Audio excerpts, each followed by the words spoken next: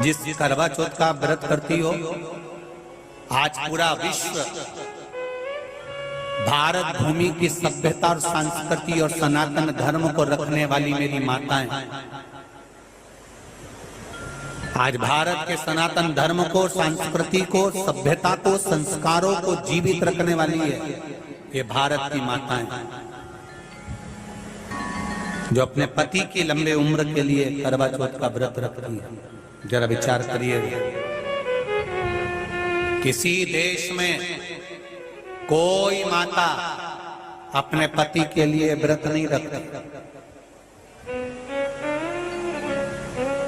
केवल एक भारत की संस्कृति, भारत की सभ्यता।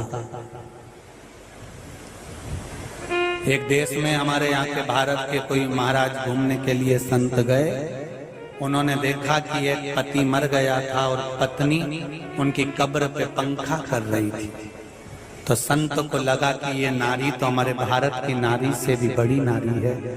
हमारे यहाँ तो पति के साथ पत्नी सती हो जाती है, पर यह तो उससे भी बड़ी है कि पति मर गया तो मरने के बाद पंखा कर रही उसकी कब्र पर। तो पूछा संत ने उस नारी से, माँ मैं आपको प्रणाम करता हूँ, आप तो हमारे भारत की भूमि से भी बड़ी नारी हो। हमारे यहाँ नारी पति के साथ सती हो जाती है, पर तुम तो उससे भी बड़ी हो कि पति मर गया तो उसकी कब्र पर पंखा कर रही हो। नारी बोली, महाराज हम पति को कब्र पर पंखा इसलिए कर रहे हैं क्योंकि हमारे यहाँ का नियम है, जब तक पति की कब्र सूखती नहीं तब तक हम दूसरी शादी नहीं कर सकते, इसलिए हवा दे दे कर सुखा। महाराज जी अपना सिर खुजाते खुजाते वापिस। भारत भारत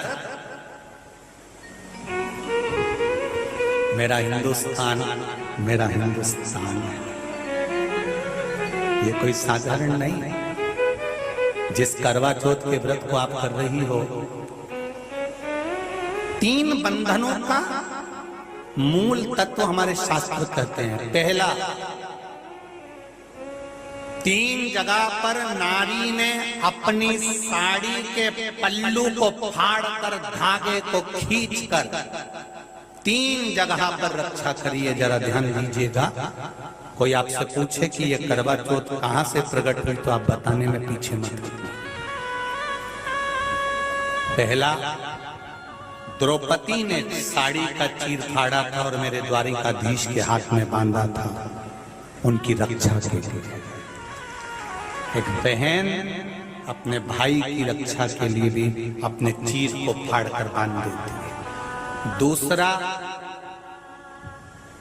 सावित्री ने बांधा था, सत्यवान जब प्राण छोड़ दिए थे और उनको मैं यमराज के पीछे जाऊंगी अपने पति के प्राण वापस लाने के लिए, कहीं कोई पशु पक्षी मेरे पति को ना खा जाए, अपनी साड़ी का चीर निकालकर उसकी आंख पर, शरीर पर बांध दिया था कि मेरा पति जब तक मैं आऊं तब तक सुरक्षित रहे। बट वृक्ष की छांव में, इसलिए आज भी नारी बट सावित्री का व्रत करती है। बट वृक्ष की छांव में माता सावित्री ने अपना पल्लू फाड़कर बांधा था सत्यवान को। और तीसरे नंबर पर थी माता पार्वती जी की सखी करवा। हरतालिका तीज का व्रत कौन कौन करता है, जरा हाथ उठाओ। करते हो? हरतालिका तीज की कथा में रखिए।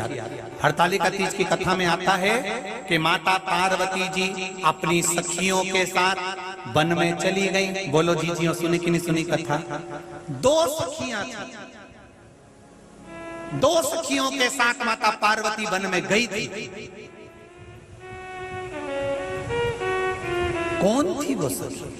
आज भी हमारे यहाँ पर अखंड सौभाग्यवती नारियां जब सुहाग का कोई काम करती हैं तो 13 चीजें कहीं संक्रांति पर बांट देती हैं, कहीं सुहाग का सामान बांट देती हैं। किसको बांटती हैं? अपनी सखियों को, अपने परिवार को, अपनी सास को, अपनी ननद को, अपनी देवरानी, जेठानी, कुटुंब, कबीला, ब्राह्मण आदि जो सौभाग्यवती नारियां हैं। उसमें ये वर्णन नहीं करा गया कि आप किसी अन्य को, जो सौभाग्यवती हो, चाहे वो ब्राह्मण हो, क्षत्रिय हो, वैश्य हो, शूद्र हो, उस सौभाग्यवती को सुहाग की सामग्री बांटती हैं माता।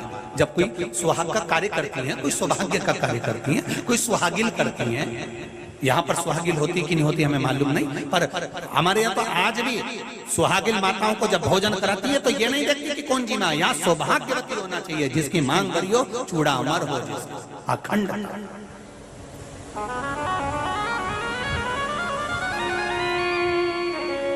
हरतालिका तीज की कथा में 2 सखियों का चरित्र आता है। उसमें एक थी करवा, जो जिसका पार्वती जी की सहेली के रूप में एक जन्म नहीं हुआ।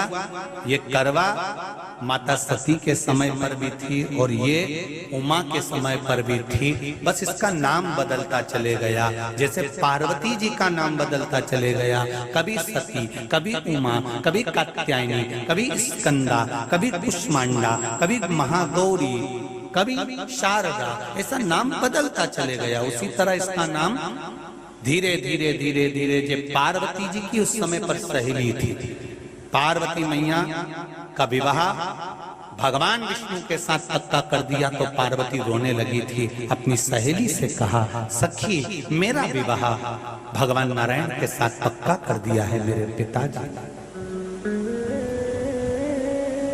हिमालय राज ने मेरा विवाह मेरे पिता के साथ, मेरे पिता ने नारायण के साथ मेरा विवाह पक्का कर दिया, मैं क्या करूं? सखी कहती है, क्यों चिंता करती है, तू क्या चाहती है वो बोल। मैं केवल देवाधिदेव महादेव को चाहती हूं, उनसे स्नेह करती, उनसे विवाह करना चाहती। तो फिर अगर शिवजी को चाहती हो, शिवजी से प्रेम करती हो, तो फिर दूसरे के आगे हाथ जोड़ने से अच्छा है कि महादेव की ही आराधना करो। क्या करना पड़ेगा? चल मेरे साथ, बालू का शिवलिंग बनाएंगे। सुनिए ना हरतालिका तीज की कथा। बालू का शिवलिंग बनाया, खूब पूजन कराई, पार्वती जी ने खाना पीना सब छोड़ दिया, खूब पूजन कराई। केवल अकेली पार्वती ने पूजन नहीं करी, ये 2 सखी जो साथ में थी, इनने भी शिव जी की पूजन करी है। शंकर भगवान केवल पार्वती को नहीं मिले, शंकर भगवान ने इन दोनों सखियों से भी कहा, क्या मांगना चाहती हो मांगो तुम। आज मेरे पार्वती को अपनी अर्धांगिनी बना रहा हूं, तुमको क्या दूं? बोलो क्या दिया? मेरा एक निवेदन है भारत भूमि की सभी माताओं से, सहेली ऐसी बनाना